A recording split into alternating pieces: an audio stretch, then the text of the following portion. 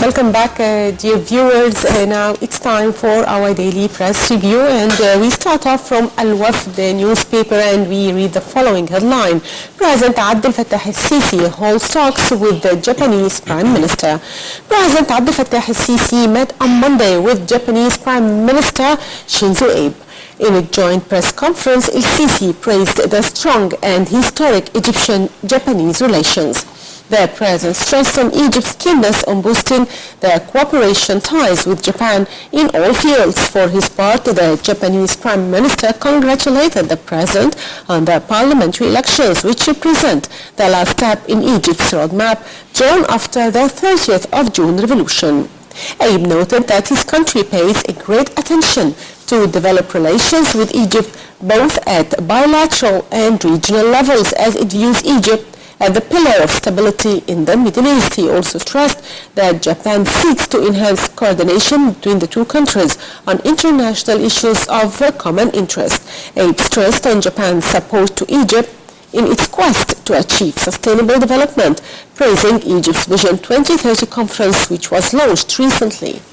The Japanese Prime Minister also welcomed the formation of the Japanese-Egyptian Parliamentary Friendship Association. The Japanese Prime Minister pointed out that his country will continue to promote economic cooperation with Egypt.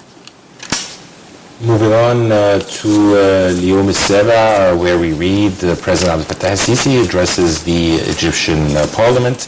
President Abdel Fattah al-Sisi addressed on Monday the Japanese Parliament, in which the President praised the historical relations between Egypt and Japan.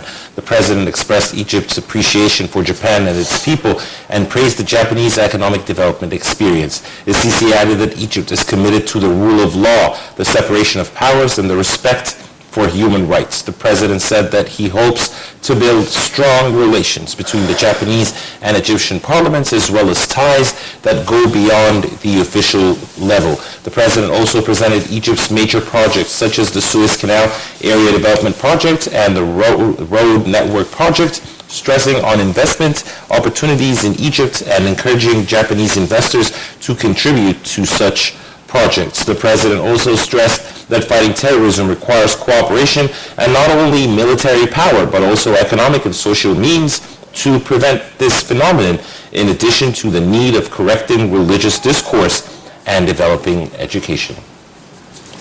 Actually, we have a report on President Fattah al-Sisi's visit to Japan, so stay tuned.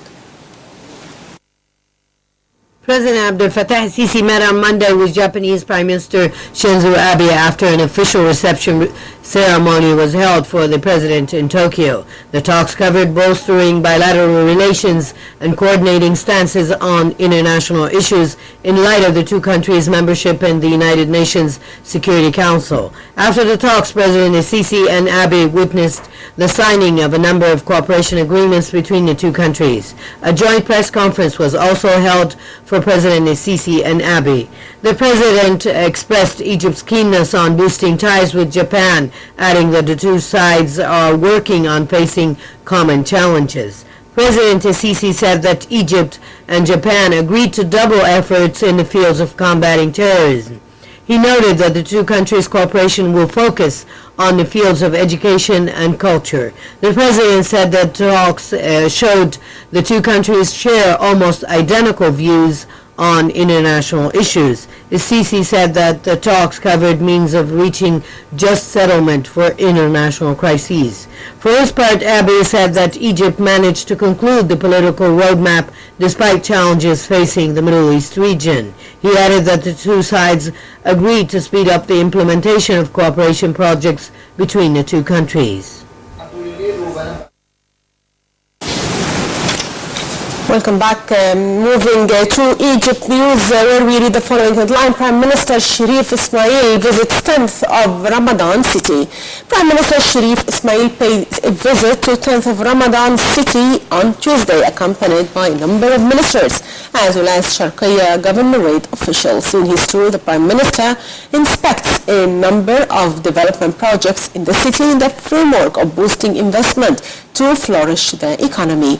On Monday, the Prime Minister also held a meeting with a number of ministers from the economic group. During the meeting, Ismail discussed with the Health Minister ways of improving the health services presented to citizens and the development of public hospitals. Ismail also discussed ways of bolstering economic performance as well as ways of attracting the foreign investment with the ministers of supply, investment and planning. Back to اليوم السابع, where we read Egypt launches Biladi certificates for Egyptian expats. Egypt launched on Monday the dollar-denominated Biladi certificate for millions of Egyptians living abroad. In a news conference, Migration Minister Nabila Makram said that the dollar-denominated Biladi certificate will be offered to Egyptian expatriates by the country's 3 largest state-owned banks. She said that these certificates come to answer the request of Egyptians abroad to use their savings to help their country's economy. The minister said that the Central Bank of Egypt will guarantee the right of investors to send the yields they earn as well as their capital by the end of the period in dollars to banks abroad. The certificates will be available on Tuesday at higher yields than typical market equivalents to encourage expatriate Egyptians to invest. And moving to Egypt news, and we read that the Defense Minister meets with his Cypriot counterpart. Minister of Defense and General Commander of the Armed Forces, Lieutenant General Subki Subhi, met on Monday with his Cypriot counterpart, Christophorus Fokates. Meeting tackled ways of boosting the joint military cooperation in addition to the latest developments in the region, as well as the regional threats and challenges. The General Commander of the Armed Forces praised the Egyptian-Cypriot bilateral ties and a special relationship that combines the two countries. During the meeting, the Ministers of Defense signed a cooperation protocol in the field of military defense. The meeting was attended by Armed Forces Chief of Staff General Mahmoud Hegazi and a number of high-ranking officials.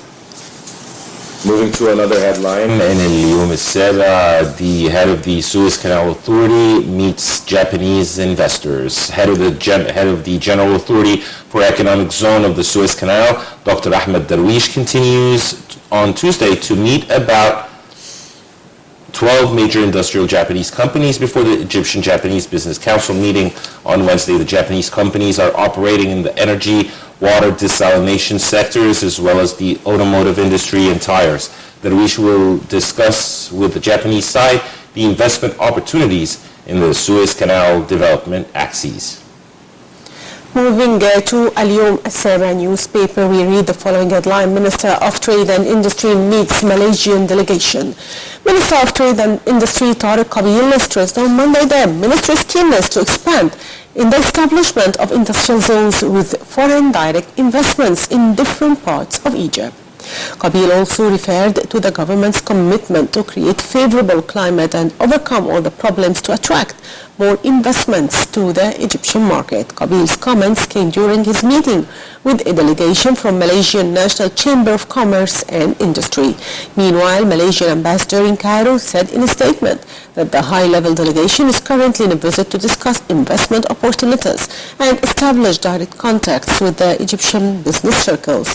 The ambassador revealed that the members of the delegation held effective meetings with officials of the General Authority for Investment and Free Zones, Ministers of Finance and Industry, and the Suez Canal Authority.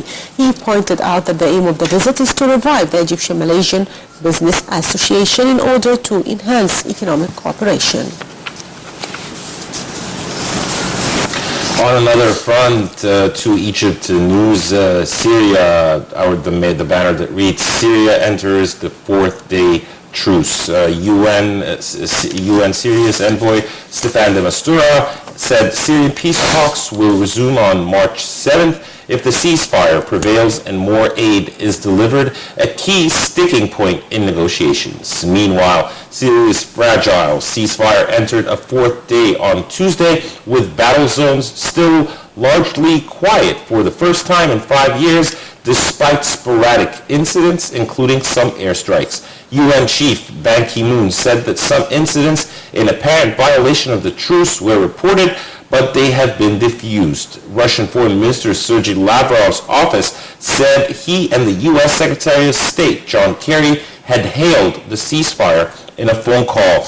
Also, the UN and its partners are stepping up deliveries of food, water, and medicine and plan to reach more than 150,000 people over the next 5 days. Dear viewers, we have this report looking into the situation in Syria, and we'll be back to resume the press review. Workers on Monday made the first delivery of desperately needed assistance since the start of Syria's fragile ceasefire. This as an international task force met to try to bolster the truce. The United Nations, which mediated the 3-day-old ceasefire, said the task force, co-chaired by Moscow and Washington, held talks in Geneva to evaluate allegations of a range of breaches. At the weekend, key regime backer Russia traded accusations with the main opposition grouping, the High Negotiations Committee, over truce violations. On Monday, Russia said 7 violations were recorded in the past 24 hours. However, General Sergei Kurkolov, tasked with monitoring the truce for Moscow, quoted in a defense ministry statement as saying that the ceasefire between government troops and opposition forces is on the whole being observed. The HNC reported 2 alleged violations by regime forces in Daraa, southern Syria, and 2 by Russian warplanes in the central province of Hama. The White House said that it was not surprised by reports the ceasefire had been breached. However, it indicated that it was too early to call it a failure. UN Chief Ban Ki-moon said there had been some incidents, but the ceasefire was generally holding. Welcome back. Now we move to Al-Wafd newspaper and we read some economic news about the stock markets.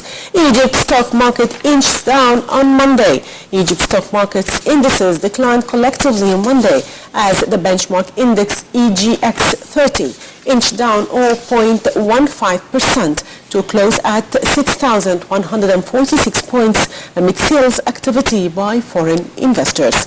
The small and mid-caps index, GX50, inched down 0.52% to 351 points. The broader index, EGX100, eased 0.44% to 723 points, while the equal weight index, EGX50, edged down 0.03% to 1,149.